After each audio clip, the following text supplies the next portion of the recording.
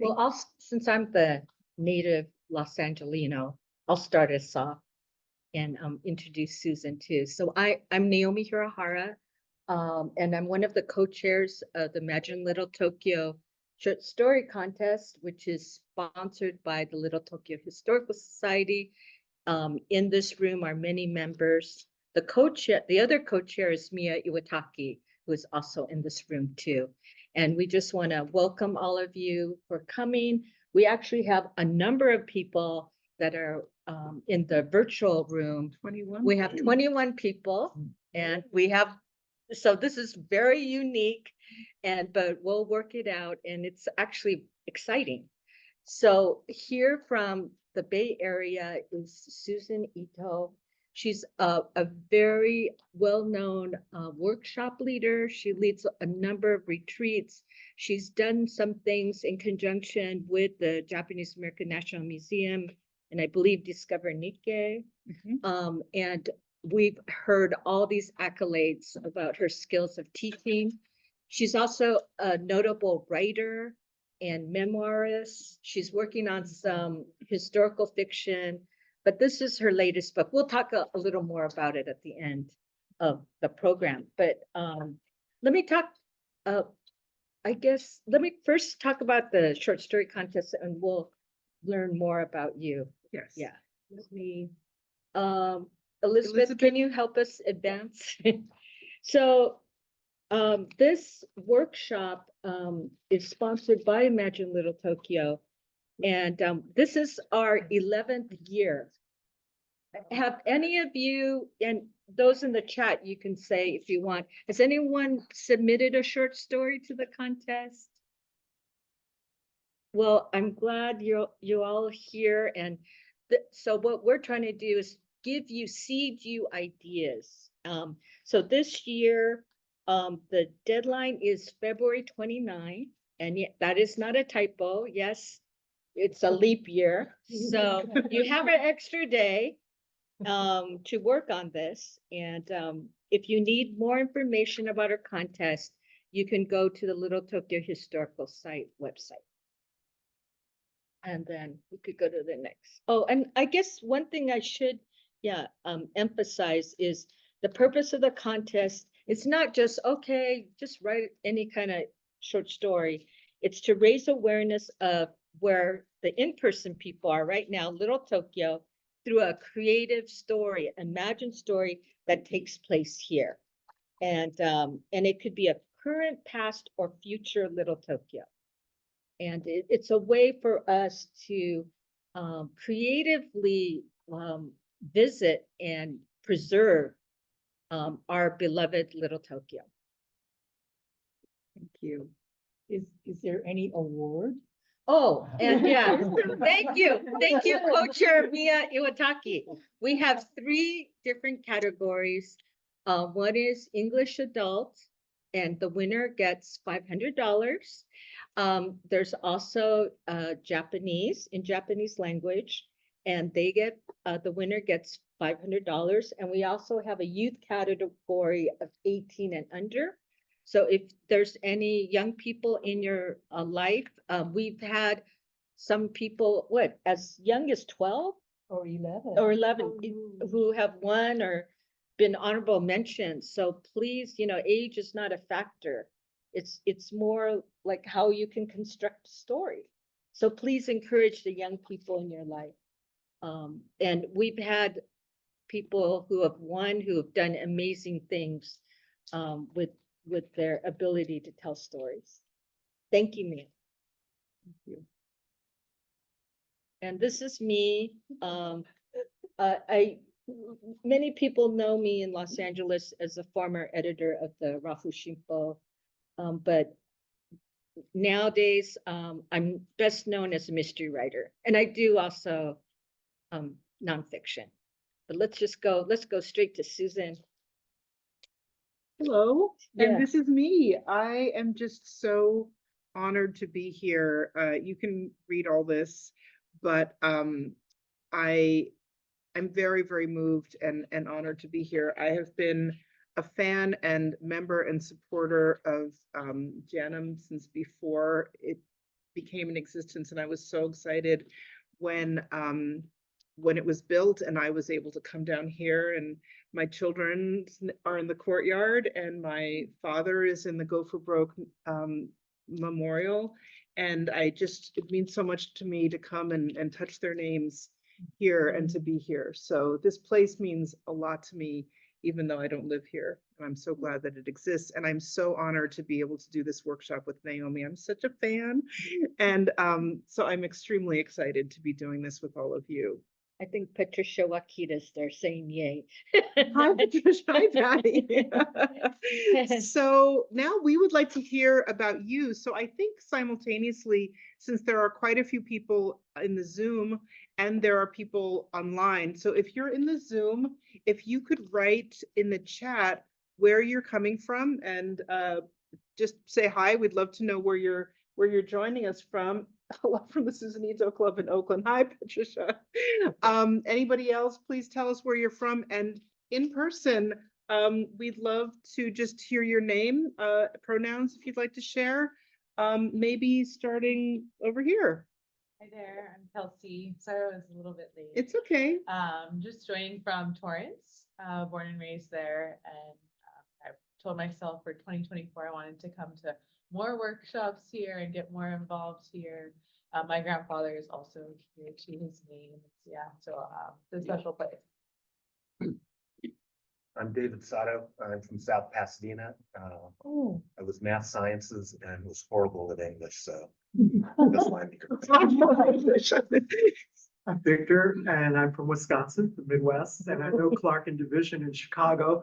So very curious about public history and public humanities and Asian America. Hi, I'm Mickey. I was born in Japan, raised in the East Coast, but my father has lived in Torrance, so I'm kind of familiar with Little Tokyo. I started working at Kizuna in Little Tokyo about a year ago. So sort of getting back in touch with Little Tokyo from my childhood, but I'm also a children's book, aspiring children's book writer. So this is another form of writing. I'm Yumi Iwama. I was born in New Jersey. My mother is a Kibe. My father is from Japan. And was very involved with East Coast Players for years and just love this community. My children are very involved with Little Tokyo. They work for Kizuna and LTSC. Hi, I'm David Nagano. I'm a resident of Little Tokyo, longtime resident, and a member of the Little Tokyo Historical Society. I'm Nancy Wimura, and I live in Little Tokyo. I'm Rosa Kawahira. I was born in Lima, Peru. I came here as a college student. I got married and lived here in Los Angeles. And Bill Watanabe, I'm also a member of the Little Tokyo Historical Society. I'm Clyde, and I just want to say that if any of you get a chance to go on a walking tour of Little Tokyo, please do it because it's such a delight. Hi, I'm Julia Yano, and I come from Newbury Park, California, which is near Camarillo. Nobody knows where that is. I was born in New Jersey in Seabrook Farms. Yeah. So, but I came out here when I was only 4, so I don't recall hardly anything from there.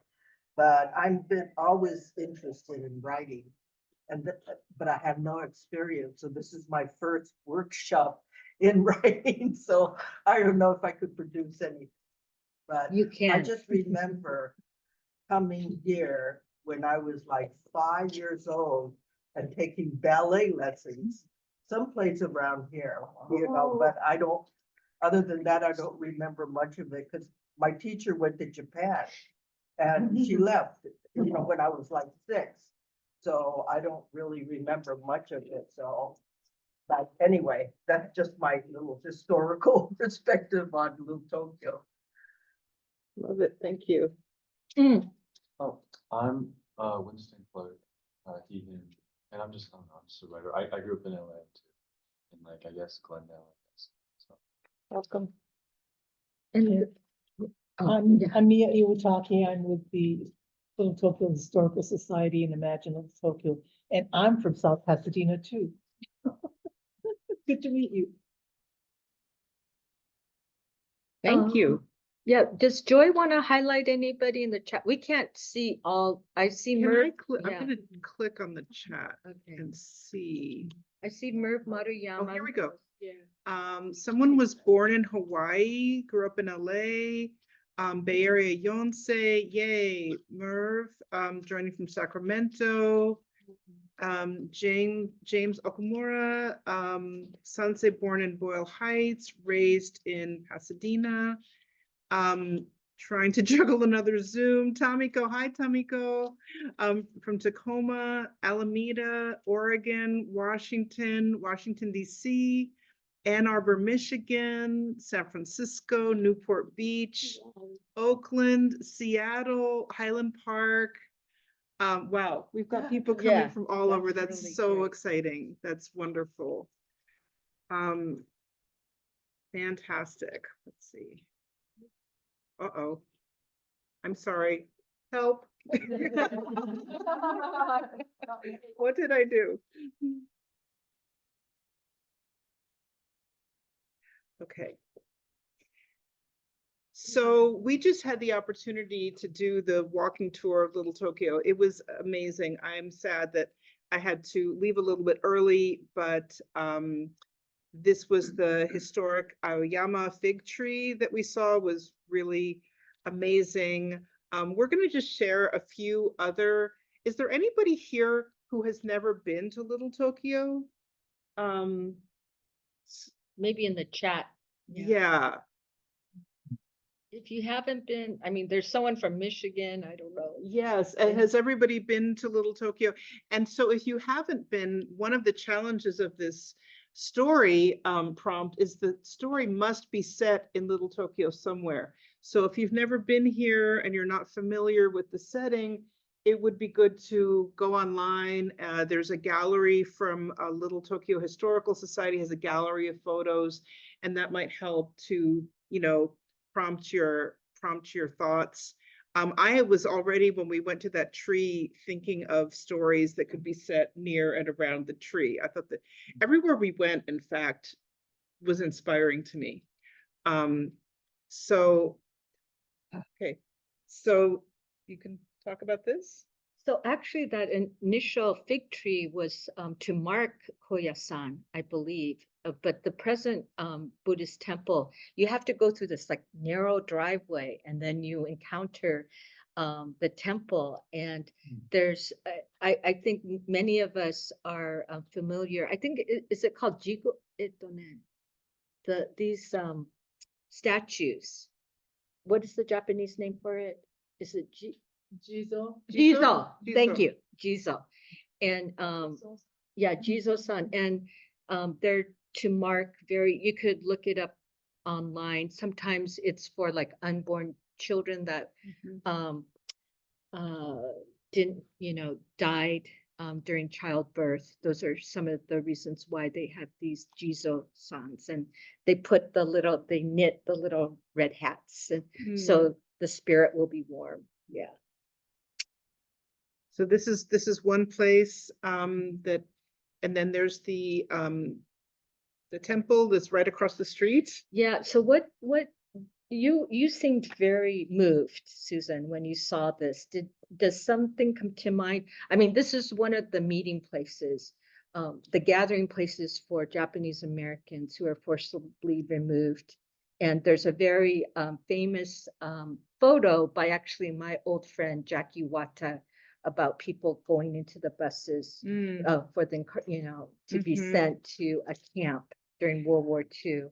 I think just being able to know that you're standing in a spot where this happened, and somebody mentioned that there's a ghost tour of Little Tokyo, and I felt like I could feel the presence of the spirits of everything that had happened in this spot, and it was very moving to me. And just this, I think it was this, but the residents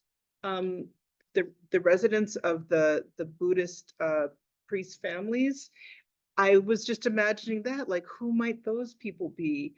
And what might go on in this residence hall? It was just, all of it was so evocative to me as I was standing there, and the stories were just sort of pouring through my mind as we were standing there. So much. I think anybody could relate to the store that has Japanese goods, and this is a very historic business, Bunkado. And these are, when I was a child coming to Little Tokyo, you know, it was so much fun to go to these gift stores and just buy little trinkets. And I'm sure many of you have that experience or can imagine that experience. And then here's the welcoming cat. And you could look that up on online and find more about it. And also, there's a number of, you could also look through the Japanese American National Museum archive. They do have a lot of photos from Toyo Miyatake. They took photos for my former workplace, the Rafu Shimpo. But this particular photo is from the 1960s, and it's on the corner of First Street and Central. And it's a bus along electric line. I love transportation. That's So a typo, I'm sorry. It's meant to say 1960s. it's okay. Not 19602, whatever that is. Yeah, It's no, 19 from the 1960s. No worries, no worries. Right, Yeah. way in the future, yeah. So if you remember, the prompts for this story is Little Tokyo of the past, present, or future. And so it could be set at any time. And what we learned was that Little Tokyo is 140 years old. So anytime during that time, today, present time, or future. And I was just, my imagination was really thinking about the future of Little Tokyo, and what if it had this amazing resurgence and it was just this bustling, amazing, beautiful place for multiple generations. And I just was thinking of like what could be in its best iteration. So I encourage you to think about any time of Little Tokyo for your story. So Susan asked me to share some of my work. So I'm going to read two short excerpts from two very different books. One is more contemporary and the other is historical, but they're about the same place. Far East Cafe, for many of you, it's a historic chop suey building right there on First Street. So the first excerpt will be from Grave on Grand Avenue, and this is a bicycle cop, Ellie Rush. She's of mixed race. She's young. And I'll just read a couple of paragraphs. So more than physical description, I think just keep in mind about point of view, like who is experiencing this place. George and I go to the Far Bar, which is on the same block as Osaka's. I made up Osaka's name. The bar is an extension of Far East Cafe, which used to be one of Grandma Toma's favorite restaurants. The restaurant now is more like a sports bar, but apparently at one time it was a place to go for, quote, chop suey. I never quite understood why Japanese Americans of my grandparents' era liked to eat, quote, fake Chinese food, as Noah calls it. Younger brother Noah calls it. Noah considers himself the Anthony Bourdain of all Chinese food, just because his best friend Simon has roots in Taiwan. The Far Bar is not a claustrophobic hangout. It's mostly outdoors, in between two brick buildings, so you feel like you're at a friend's house in New York City or something. It's casual, and best of all, it's open. So I feel that I can make a quick getaway if need be. Although it's not like George and I are here on a date or anything, right? So that's her take on this place. Now, this is from Evergreen, which is my latest novel that takes place in 1946, Los Angeles. Okay, and my protagonist is named Aki Ito, and she's young too. She's in her 20s, and she's talking to her husband, Art. The last thing I wanted to do was to spend time with a bunch of newspaper people. I don't know, I'm a bit worn out. Chop suey, he said, knowing that would seal the deal. We were to meet at Far East Cafe, known to my parents by its Japanese name, Entoro. It was owned by a Cantonese Chinese family of cousins from Iowa, of all places. A few doors east was another chop suey house, Nicolo, frequented by flower growers, and then Sanquolo, farther west on First Street, up the stairs from the sidewalk. We Japanese were voracious eaters of chop suey. When I arrived, Art's group was already seated at a table almost hidden by Far East wooden dividers. Those dividers made the first floor feel like horse stalls, probably not appreciated by the Japanese who had been forced to live at racetracks when our exodus first began in the spring of 1942. I guess that the dividers were there to create privacy, but they proved to be obstacles for the wait staff carrying steaming plates of noodles or hot metal pots of tea. So there's two, descriptions of place. I love that it's the same place, and I felt like Aki Ito could be the grandmother of the other character, right? Because that's the grandmother where she's trying to imagine, I don't know what my grandparents thought about going to this place, and you explained it so beautifully there that it was really compelling, but it had this also this tinge of bad memory, and a kind of a uncomfortable association. So that's great, and it's the same exact place.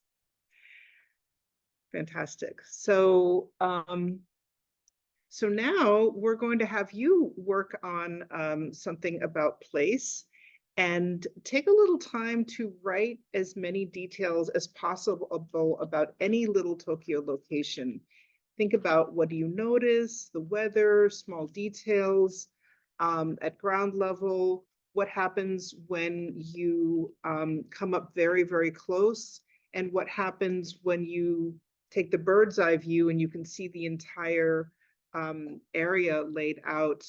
Think about the point of view, who might be experiencing this place. You might think about that huge fig tree, or think about the Buddhist temple or the Jizo, and or any place that you could write about this museum. I was thinking how amazing it would be to have a story that's set here at the museum, and somebody is visiting it for the first time, or somebody is experiencing it, or anything in the neighborhood around, any place that that's familiar to you. So we're just going to take about, does anybody have any questions? Just take about 10 minutes to just write about a place and think about who might be experiencing that place. Does everybody have pen and paper? Does anybody need? We have some to pass out in the room. Unfortunately, if you're in Michigan or the Bay Area, we can't pass you paper, but hopefully you'll have something to write with. And I'm going to set my timer. Yeah. Sure. Just a tip, I would just go with the first thing that comes to your mind. Don't overthink it. Don't overthink Just it. go for it.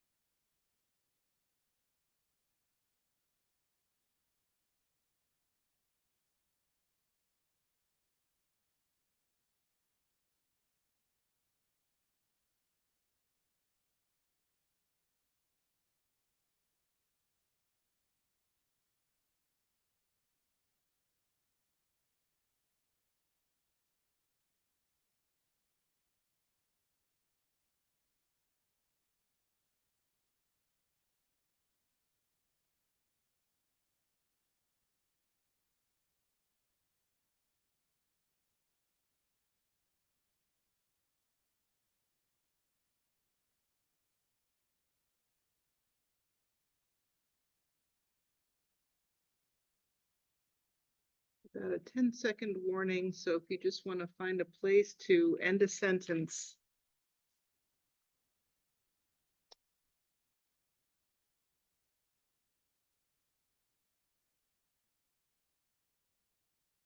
Okay, that was 10 minutes. So it was wonderful to see you all busily writing.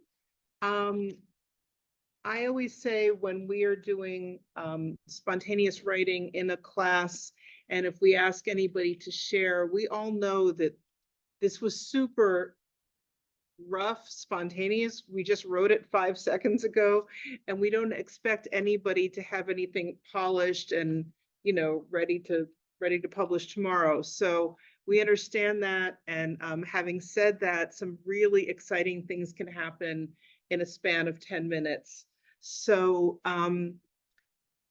we'd love to hear from people who would like to share, maybe a few people on the Zoom as well as a few people online here. So if you'd like to share and you're on Zoom, we can highlight your voice and your face so that we can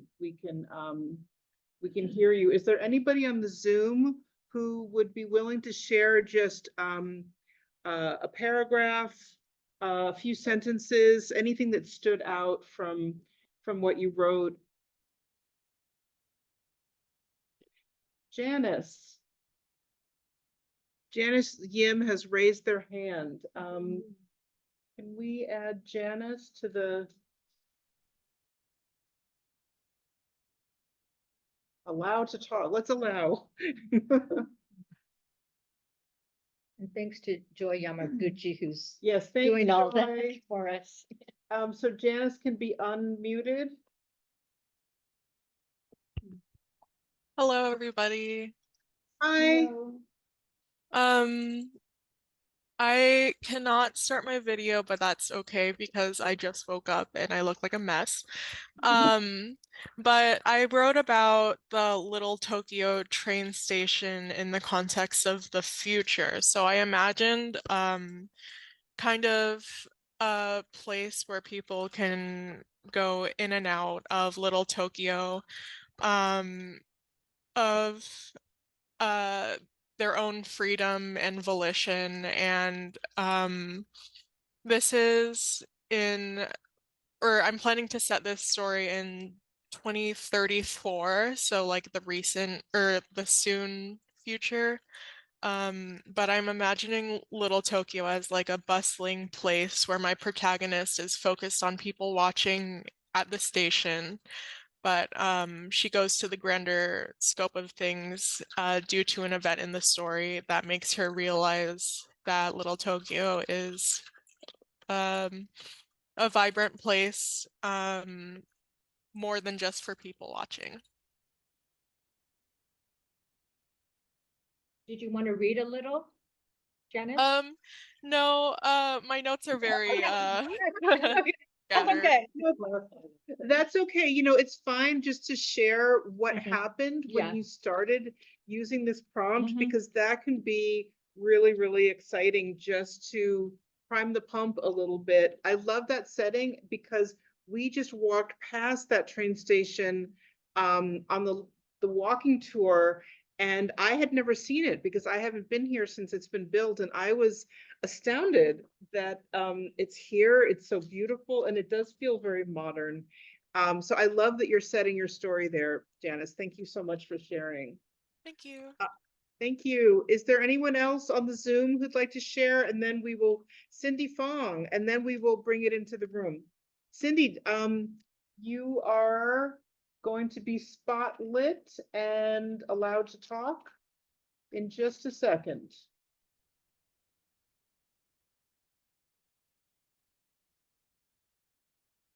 Thank you, Joy, for all of this technical wizardry you're doing. Yep.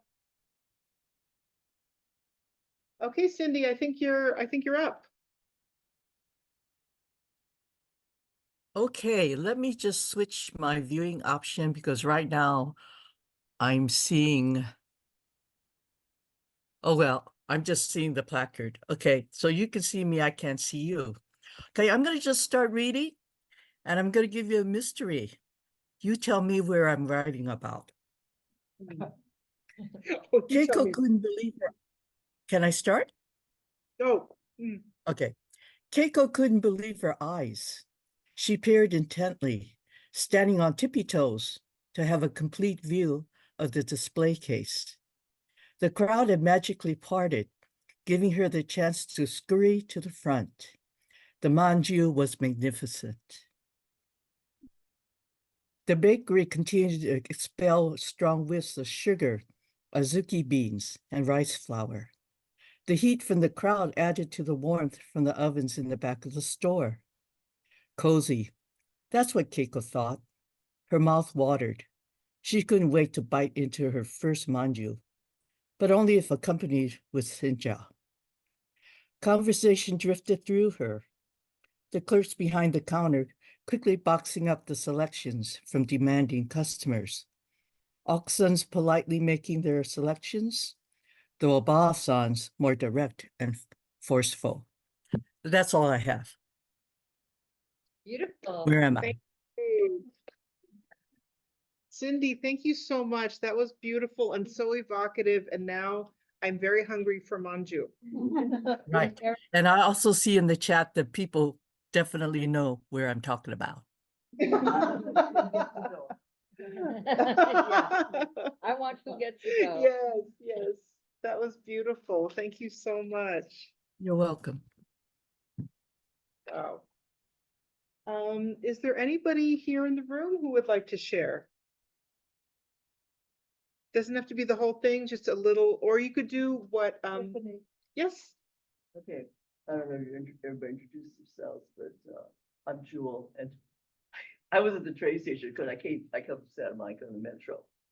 But I'm writing, I just checked on it, and I guess there's a building that's on the corner of First and San Pedro, and I don't know if it's still called the Kajima Building, but the Japanese consulate used to be there.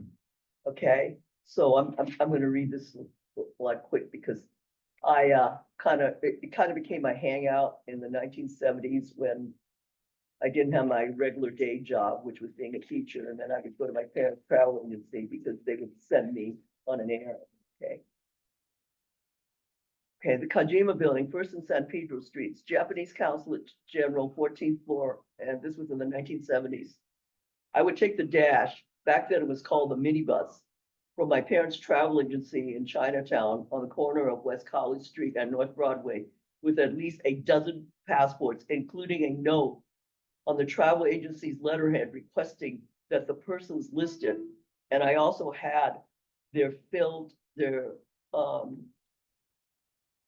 out visa applications, will be traveling to Japan en route to Hong Kong and needed the necessary visitor visa.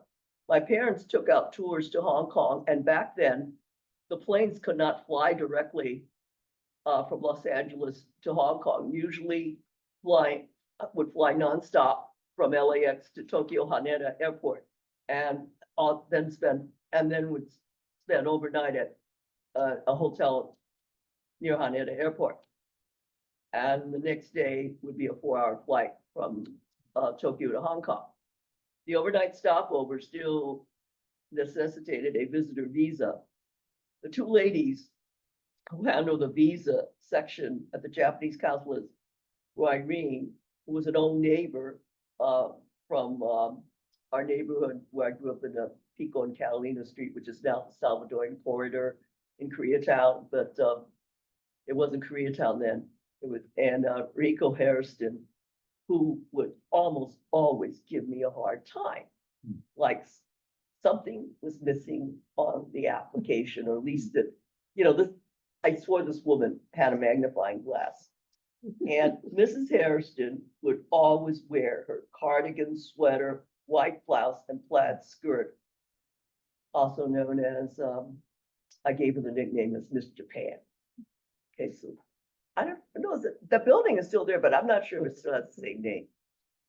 Thank you so much. was great. That was so, that like really brought, yes, thank you. That really brought to life that particular time and place. Tell me, what was your name again? My name is Jewel. Jewel, thank And you. I grew up in LA, and then I spent 42 years on the East Coast, and I came back November 2020. So Wow. Well, thank you so much for bringing that to life. And, I would never know about that building or about what took place in that building or all the business. And that's one of the reasons why I feel like writing is so important, is it captures something that only the writer can do. Only that writer knows about, and you're bringing us into, even people who lived around here during that time might not be aware of that building and what went on there. So that was fantastic. I Thank think you. one of the things is, when I didn't go on this walking tour, but I did one in Chinatown, and my parents had their travel agency, and and my sister and I went on it, and the guide, I think he kind of made some mistakes, but one of the things is, when you think about it, if these buildings could talk, That's. and think about those people yes, who are walking in and I out, love because that. they're all gone now, but they're part of history. True, Yes, true. absolutely. And that's part of what we're doing here, is we're giving voice to these places and this place, this neighborhood. Yeah. They are talking through us. Is there somebody else? Yeah. This is about a fictional character, Robert. So, and it's called Nancy Stan. So Robert was walking east on 2nd Street. He had not been in Little Tokyo Can you since. do it a little louder? Yeah. Robert was walking east on 2nd Street. He hadn't been in Little Tokyo since the 1960s. His father moved the family to the East Coast for a job opportunity. He grew up as the only Asian in his class and dutifully assimilated into the local culture. He found himself returning to Los Angeles after 40 years. Walking down 2nd Street, he remembered the 321 building, which in the 1960s was a beautiful modern structure. The Japanese Village Plaza had just been built. East of the entrance had been a large parking lot, and in the far corner was Nancy's stand. The stand was a lean-to structure with a counter, 4 seats, and a grill. Nancy, a pleasant Nisei, would serve quick lunches to the nearby Nisei businessmen and LA police. Robert's father worked in Little Tokyo, and Robert would come to visit, and he intentionally would visit at lunchtime. His father would take Robert to Nancy's stand when he would come to visit. He intentionally visited, walking past the, God, I can't even read my writing, I'm sorry. Okay, walking past that area, there are now restaurants and shops, but he still remembers her steak sandwiches and salami specials that Nancy would grill every day. Thank Who you. remembers Nancy Stant? Yeah. Oh, wow, I love that. Chili Mac. I love that. And I really love the perspective of coming back to a place after not having been there for a long time, and just the nostalgia and the memories that evokes. So I think that that's another thing. It's like, there's one thing about writing something in the moment, like Jewel did, back in history, and then writing something from the present and reflecting back on the past. So that was really evocative. Thank you. I want to give a quick research tip for those of you who have a Los Angeles Public Library card. And you can get a library card if you live in the state of California. You just have to go physically to a branch. But online, you can get access to the Rafu Shimpo archives. Wow. From the very beginning, and it's absolutely free. So, and I believe when I was at Rafu Shimpo, we did a story on Nancy Stan. Wow. So that kind, if you decide to, not that you have to do a historical, but if you want to just read some other material, that's one place. Yeah. Well, in thinking about Nancy Stan and trying to remember what was there at the time, and how do you remember all those things? Like the Chinese restaurants up on the second floor that you talked about in Evergreen. I had forgotten about that until you mentioned it in your book. Now with the digitization of so much, I mean, it's not as difficult as before to kind of piece together. Yeah. And Did you research get it about at things. the LA branch of the county library. Because I live in Newbury Park and I have access to the LA County. You need a Los Angeles Public Library card. So you need to go to Little Tokyo Branch Library or because the county, with the county, you can get access to all the camp newspapers. So they have certain resources. But if you want Rafu Shimpo, you have to get a Los Angeles Public Library card. Thank you. That's an amazing resource. Thank you.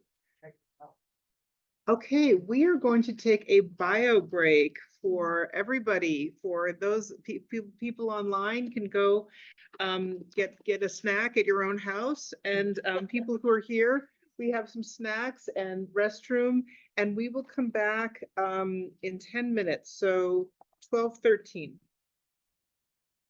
Thank you, everybody who shared. Really, really appreciate that. That was awesome. All right, thanks for coming back, everybody. So for many years, for about 15 years, I taught a class at UC Berkeley Extension called Writing Short Fiction from Life Experience. And often it's hard to know, like, okay, I have the place, I know where I want it to be, but like, what's the story? Like, what's happening? What's going on here? And we can be like, I can describe this place, but what's the story going to be about?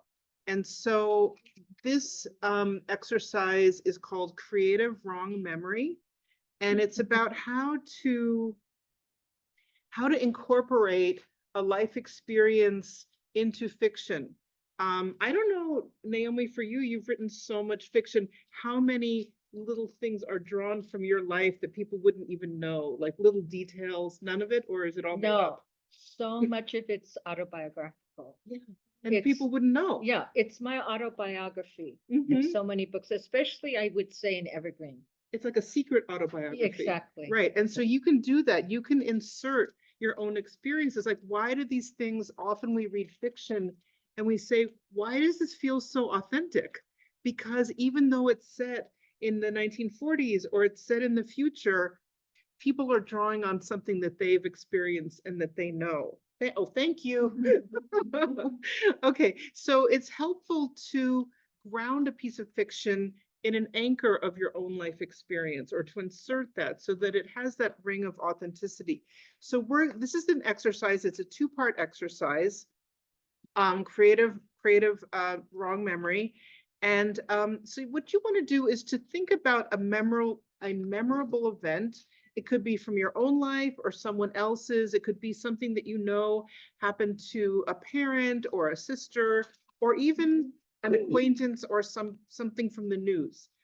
Sometimes you can just pluck something from the news and be like, I want to write about that, but from a fictional perspective.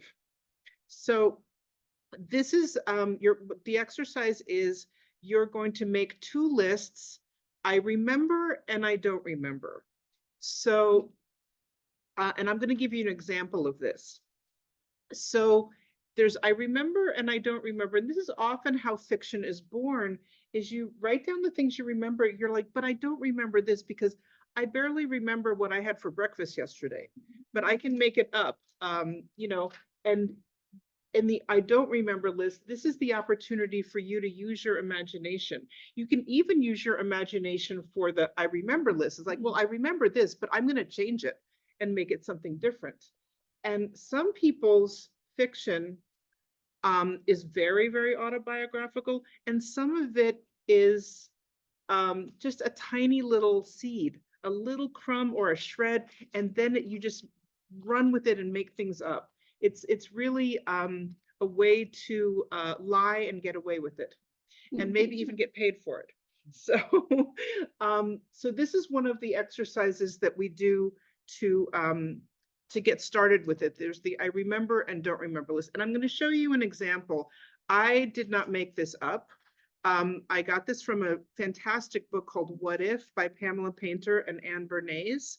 And so in this example, here's an example of the I remember list. So this is, the memory was the death of a classmate of the person who was writing this. And they wrote, I remember my puzzlement about his sudden disappearance. He was dark-haired and serious. It was fall. Shortly afterwards, my favorite uncle died, and I went to his funeral at the cathedral and cried. I remember lying in bed knowing my parents would not be there forever, that they would die. I remember at that moment a terrifying fear and sense of loss. What I don't remember is, how did he die? An illness? I don't remember how I found out. I don't remember how the others in my class reacted, nor do I remember how my uncle died or how my aunt and parents reacted. So there's a lot of I don't remembers here. But this was the kind of seed of a memory that this writer started with. So why don't you think of something, any event from your life or someone else's life, and make a list of I remember and I don't remember. And we'll spend about 5 minutes on these lists, and then we'll do part 2. Are there any questions? Either Zoom or online? No, okay. I'm setting my timer.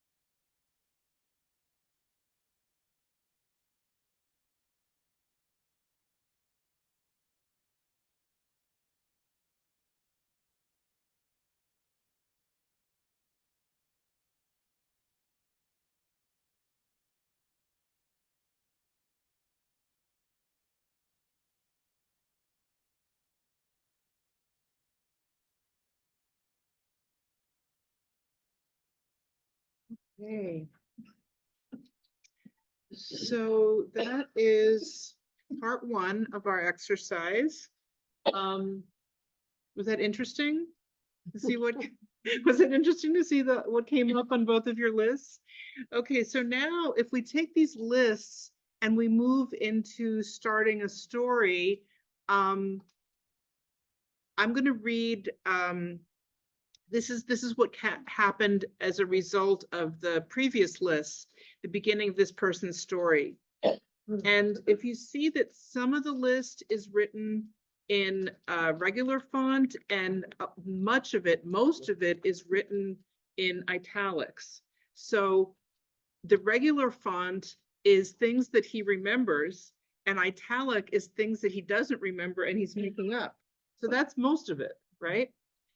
So I'll read it here. It was a crisp fall afternoon with both sides lined up on the field for soccer practice when I saw that Albert Parsons wasn't there. Earlier in the classroom, I hadn't noticed that Albert was missing. He was a solemn, dark-haired boy who sat quietly at the back of the first row. He didn't join in any of the recess games. That always makes me think of Rudolph the Red-Nosed Reindeer. But soccer was compulsory, and I was worried that our side, Air House, was a man shy for the scrimmage. Things weren't in order. Mr. Todd, I yelled to our coach, really our fifth grade teacher. He wore a top coat and bowler hat and was eager to blow his whistle to get us started so he could get away from the sideline for a cigarette. Albert Parsons isn't here, I called. It's not fair. Mr. Todd swung around, taking the whistle from his mouth. You a coward, Campbell, he barked. He jerked his head at the other side, Harrington House, whose color was yellow. You afraid the yellow bellies over there are going to beat you and you won't end up on the winning side? What's not fair? That you might lose or that Albert Parsons isn't here? His outburst of questions startled me. We were all leery of Mr. Todd. More creepy stories were told about him than any of the other teachers. His class loomed ahead of us like a dragon's cave we would have to someday enter. So I'm going to go back and I'm going to read just the parts that were from his memory. It was a crisp fall afternoon. Albert Parsons wasn't there. He was a solemn, dark-haired boy who sat quietly. Soccer was compulsory. He wore a top coat and bowler hat. The rest of it is just, it's his imagination. And as it turned out, this is a different story than we might have expected from those lists, right? We thought it was about grief and the uncle dying and finding out about Albert Parsons dying. But then it turns out that Mr. Todd becomes a really important character here. And maybe that's what the story is going to be about. And that's okay. It can, like, the prompts can be like a window or a door that opens up, and then the story takes on a life of its own, right? Does that make sense? So what you're going to do now is you're going to pick and choose, like, column A and column B from your I remember, I don't remember, and you're going to use whatever elements show up. And in the I don't remember parts, or even in the I remember parts, feel free to elaborate. Feel free to use your imagination or lie or whatever you want to call it. Does anybody have any questions or just responses to doing the first part of the exercise or seeing this what came of this one? Did anybody notice anything or? I have a confession. You have a confession, okay. I got caught up in the I remember and I didn't do my I don't remember. That's okay. That's totally okay. And this could end up being, if you just pull from your I remembers, that it will be a very much more autobiographical story, and that's okay. But as I said, you can also change things. Just for example, it was a crisp fall afternoon. It could be, it was a hot summer day. Do you know what I mean? It doesn't have to be the things that you remember. You can be like, I don't want to make it in the fall. I want to make it in the winter or the summer. And that's totally okay. But it's just a way of just giving yourself some material. Now you have some material on both sides, and you can take and do whatever you want with it. And you can either place it in your setting from Naomi's exercise, or you can set it someplace else, but it has to be in Little Tokyo. Yeah. So if you want to take another, I found how spotty but vivid the memories were. Oh, Lori, thank you. That's interesting. Spotty but vivid. I think that makes a lot of sense. Yeah, like I don't remember a lot of things, but the things I do remember really stand out. Yeah, I think that's very common. I think for me, and I've done this for the first time, so thank you Oh, for this thank you for exercise. participating in my exercise. But it was like what I remember was, some of it was emotion.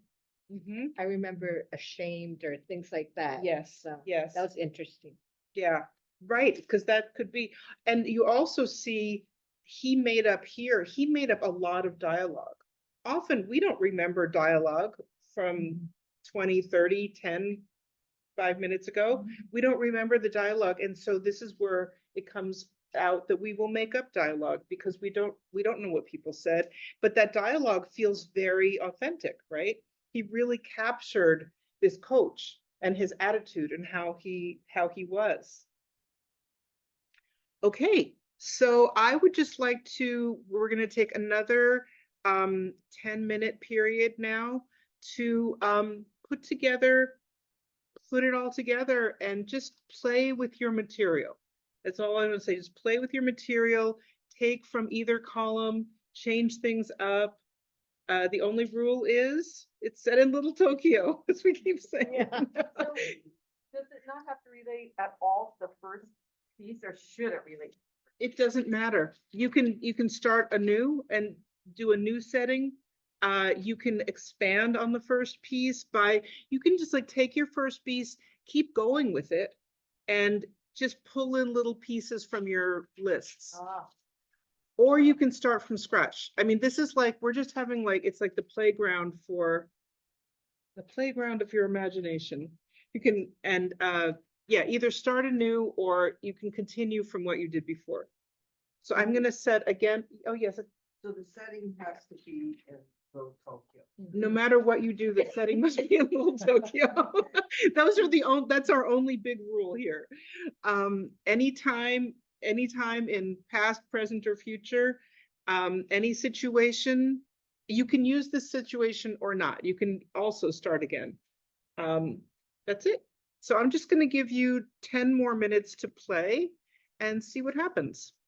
I have a question. Yes. Okay, it came to my mind, I'm imagining this place, beautiful, Higashigonkanji, and there's a lot of beautiful birds that live up in the roof. Can I write what the birds might think? Yeah. That would be fantastic. Yeah, fantastic. Yeah. There's even novels like that from a bird's point of view. So yeah, go for it. Yeah.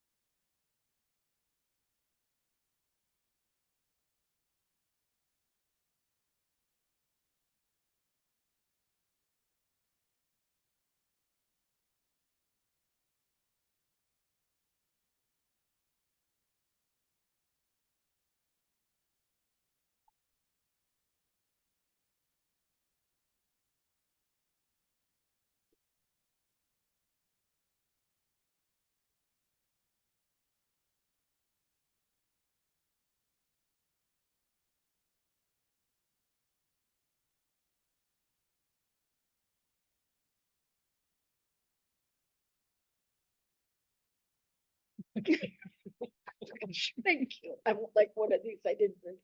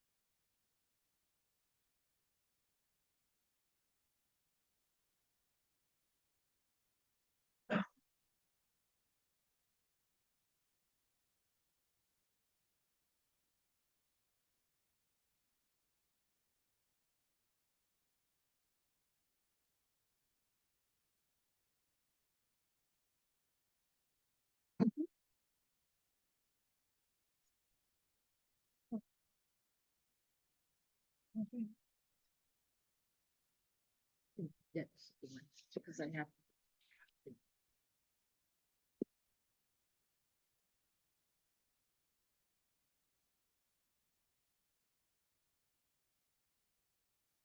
That's good exercise.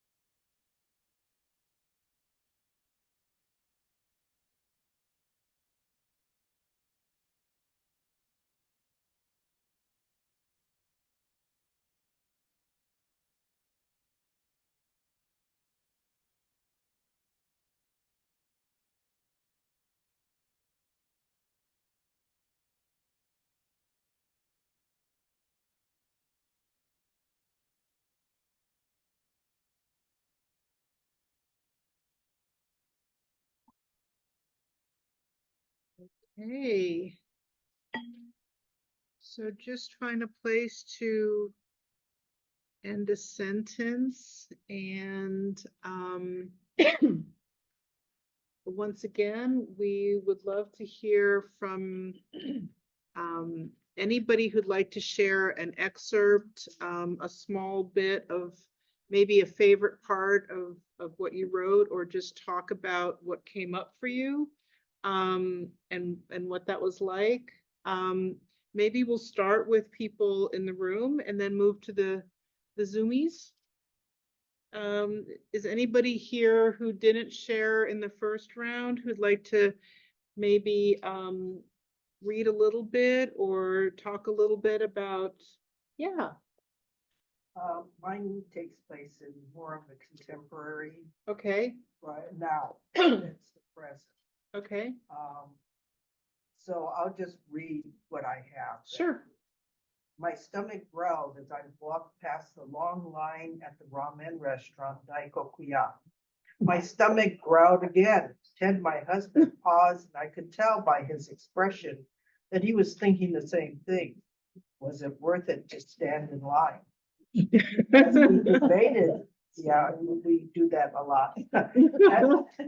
As we debated this decision silently in our heads, I felt a nudge on my shoulder, then a jerk as my purse was pulled off my shoulder. A dark-haired stranger stood for a second and our eyes met. Then he turned and sprinted off. Stop him, I yelled as heads turned toward me, then turned toward the running man. He stole my purse, I yelled. Ted, my husband, started running after him, but this guy was young and spry. 78-year-old Ted grunted as he ran after the culprit, but wheezed to a stop. That's it. Whoa, there's a lot of drama there. Yeah. A lot of drama. Oh my goodness. You really caught our imagination. One of the things when we're thinking about story, especially fiction story, there's several questions that can be really helpful. One is the what if, like, what if this happened? What if that happened? And the other is what's at stake. And you first said, is it worth it to stand in line? And that's the first thing that's at stake, is like you're weighing your options of like, what are we going to do with our time here? And then you up the stakes even more by having this incident happen. So I encourage it. How did you feel about the play between fiction and nonfiction, or remembering and not remembering? Well, it just kind of evolved, you know, because I was trying to think of some kind of an incident. Yeah. And that's the only thing that I could think of if I was standing there. Yeah, that's If an I incident. Imagine myself standing there. Yeah. You know, and I guess with the homeless population being so rampant, you know, in this area, that was the only thing that I could think of that could create some kind of drama or incident. So that's where I went with it. Thank you. Thank you for sharing. Anybody else in here in the room?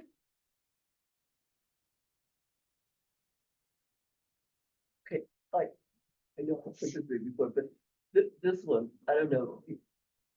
You probably find out how old everybody's gonna be, but Jill, can you hold on 1 second? I just want to make sure that someone who didn't share gets a chance. yeah. Yeah. I'll wait. Yeah. Someone who didn't share, anybody? Well, there is somebody on the Zoom, so maybe we can go to that person and then Okay. we'll come back. Okay, How's that? yeah. Ariel? Ariel? Yeah. Ariel, Okamoto?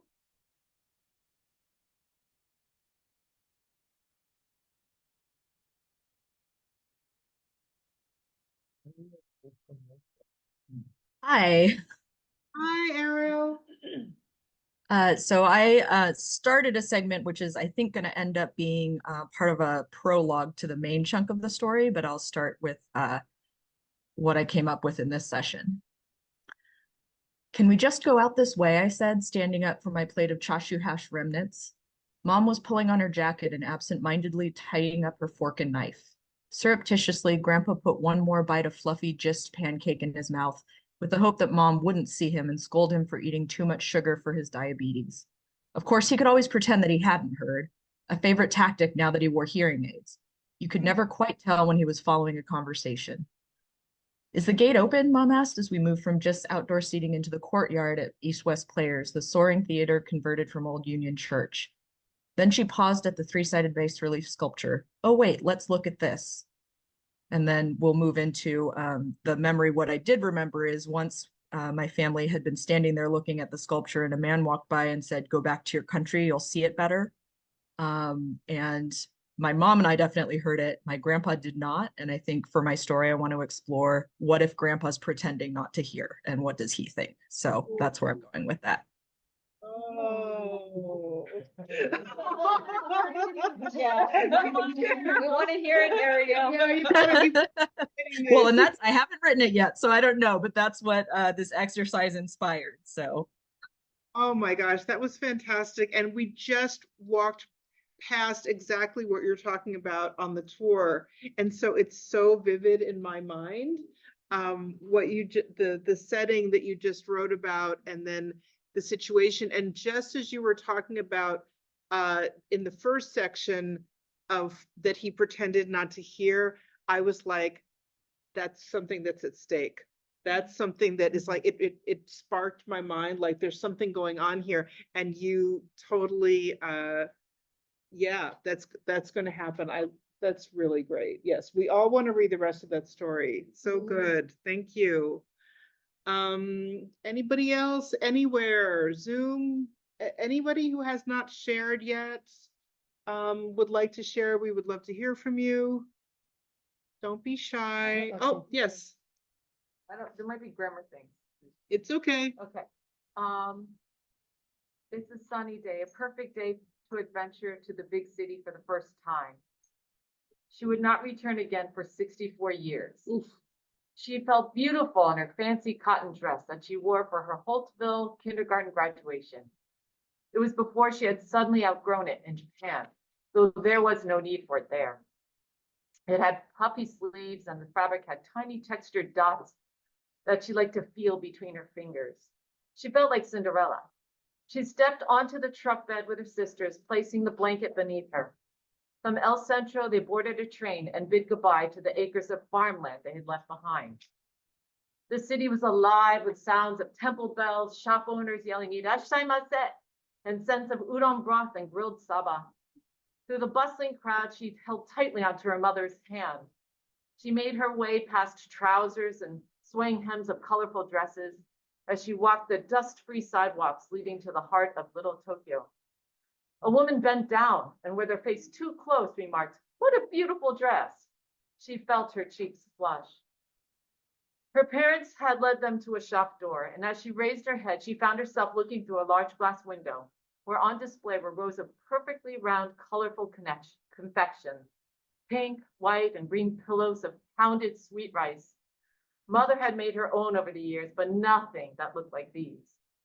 She stepped onto the shiny linoleum floor and counted how many steps she could take per square. Ichi, ni, han. "Irashaimase," the shop owner shouted from behind clouds of rice flour. Oh, oh, beautiful, beautiful. That was so vivid and amazing. I mean, it was so amazing, also made me hungry. And you really captured, I mean, it was the thing that you did with time is that you really, really captured the child's perspective and the details of her dress.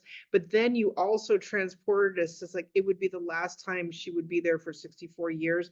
And that adds an extra poignancy to it. We knowing that this is such a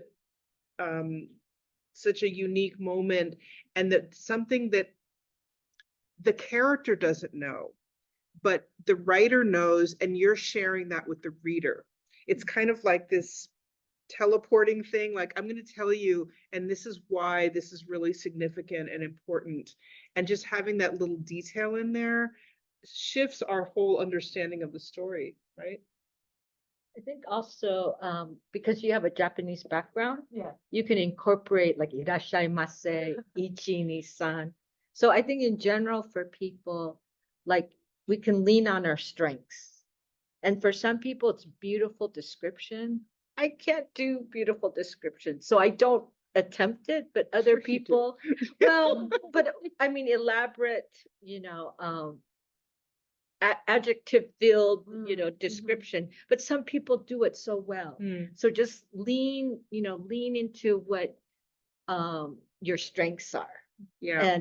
And another thing is don't compare yourself to other people, because this is the way I've seen it, because in terms of my career as a writer, I would compare myself to my favorites, and it's like I can never be like that person.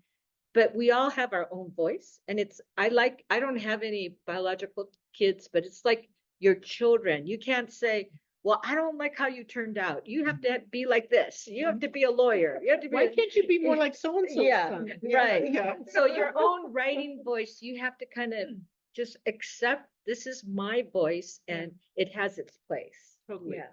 Totally. Yeah. Wow. These are beautiful. I'm blown away. They're fantastic. I don't know. I think everyone's going to win everything. So that was fantastic. I really appreciate everyone who shared. I'm looking at my watch and seeing that it's 12:51. So I want to move on to some other things that you can do at home. Elizabeth, help me. It's more like with the. Thank you. So these are things that you can do as you're developing your stories, or whatever you wrote today may be the beginning of your Imagine Little Tokyo story. You might be like, this isn't really, I don't really want to continue with this, but I have another idea. So these are other things that you can do as you develop your stories. So you can tell the story, so you've got a memory from someone else's perspective. What about telling the story from the perspective of the mother, the sister, the person on the street, the person who grabs the purse? Maybe it's from their perspective. Maybe it's from the perspective of somebody else. Yeah, and Ariel's the patriarch. It could be from the patriarch's point of view, Yeah. who's losing his hearing. Yes, Yeah. that would be really interesting and really amazing. You can make the character much older or younger than they were in actual memory. Maybe it's from the child's perspective, but you're going to tell the perspective from an older person. See what happens if you if the story changes, if you set it in the past, the present, or the future. How does it change the story? Make the story have a different outcome than memory. I'm thinking of a lot of the stories that we heard today. What if, this is where we use that what if question, what if something happens completely unexpected as a result of this purse snatching incident? What if they end up having a conversation and becoming friends? What if a million things could happen, right? What if it turns out that it's a relative? What if it's this? What if it's that? Do you know what I mean? Like, there's many different ways. And when you're writing fiction, anything goes. I mean, as long as it makes sense for the story. So then the other thing is use the original emotional base for the story, but with different circumstances. So you were talking about when your memory, you had some emotional memories, right? What did you say? Shame? Shame. Yeah, so it's like, that embodied feeling of shame. And what if you wrote a story where the character was dealing with shame, but it's a different shame than in your own memory? You're just like, you're kind of transposing or translating that shame into a different thing where you're feeling the emotional resonance and the truth of it, but you're not writing about the thing that happened to you necessarily. So that can be very, very evocative, and it's a way of being less autobiographical, but really still using that feeling. And then play with any of these elements. Just make sure that it centers Little Tokyo as your setting. There's so many things that you can do with fiction, and the reason that I love writing fiction is that you just get to play with all these different elements, and it's just a real opportunity to use your imagination. So I would encourage you to take any of the exercises that you did right now and play with it more, try different versions of it. That I remember, I don't remember exercise, you can do that infinite times with a lot of things. And every time you do it, you can do it also with the same memory and see what comes up. Yeah, I think these can be very, very evocative depending on when you use them. I just wanted to see if anybody had any ideas that popped up as like, what if we did a story that's here and it's about this? So if we could take a couple minutes, if people wanted to just share any ideas that you have, anything that's like bubbling up in your, yeah. One thing that I kind of realized while everyone was sharing their stories, and even the story ideas that I came up with, is like you were talking about your own memories and stuff. But what if one idea that I just came up with is like, what if you're a tourist coming to Little Tokyo? I love that. And you've never been to Little Tokyo before. I love that. It's your first time experience. Yes. Yes.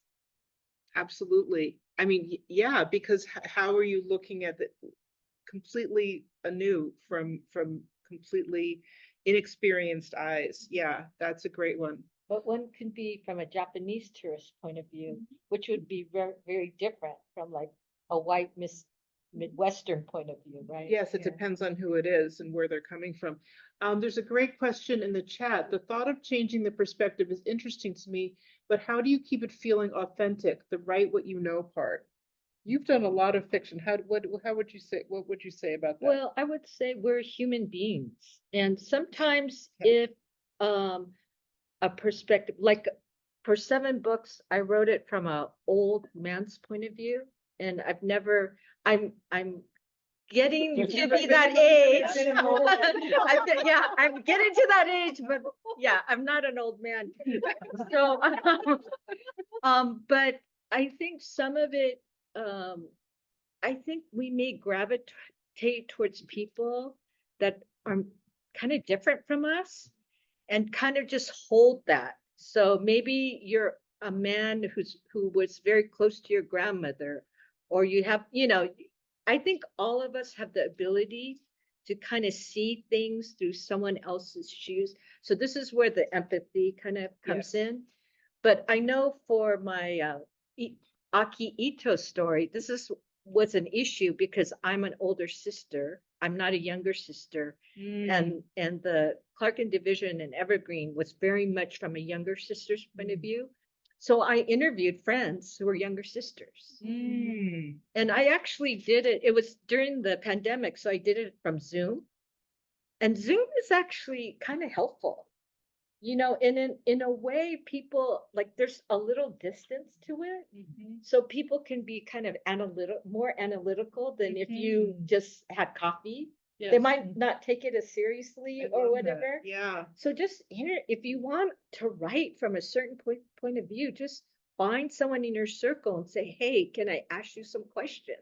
Well, that's what we do if we write about, I'm writing my novel, my main protagonist is a doctor. I'm not a doctor, but I know some doctors, and I'm going to be asking them, this is what research is about. This is how you bring the authentic in.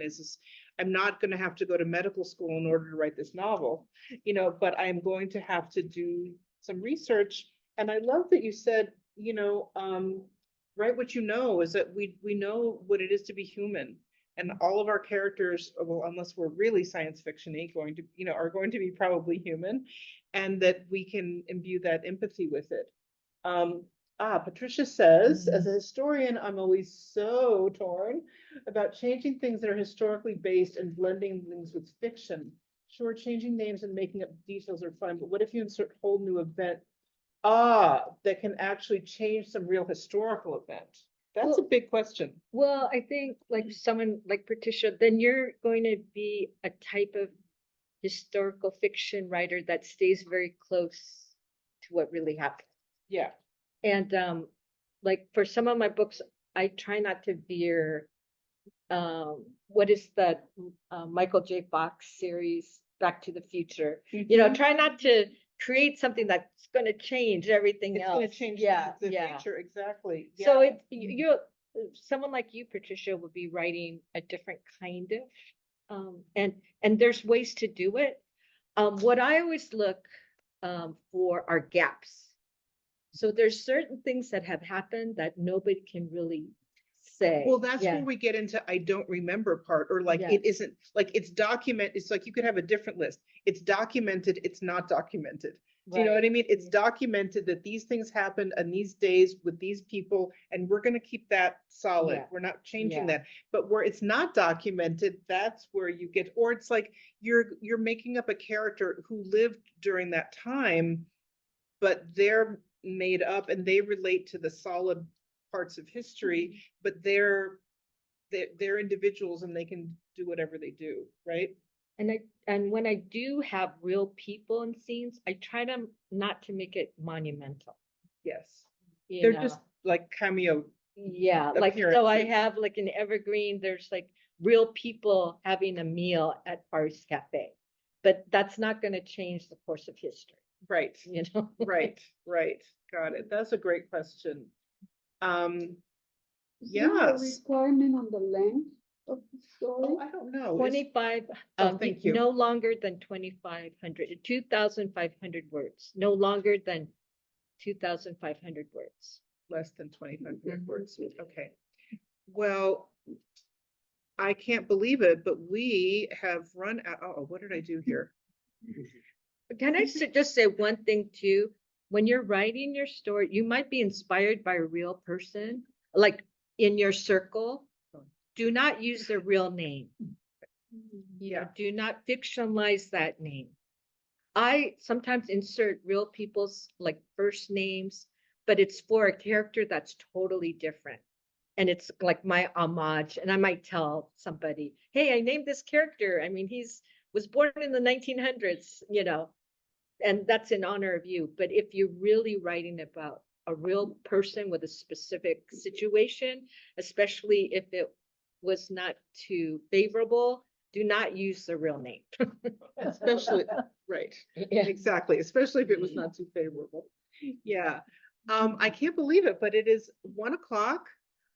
This has gone by in a flash, unbelievable.